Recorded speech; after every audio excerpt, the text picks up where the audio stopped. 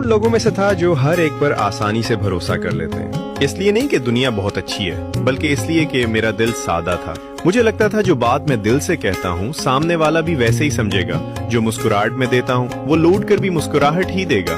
मैंने लोगों को दिल में जगह दी बगैर ये सोचे कि कहीं वो मेरे दिल को कचल तो नहीं देंगे। मैं इतना मासूम था कि मैंने हर किसी को अपनी तरह समझ लिया।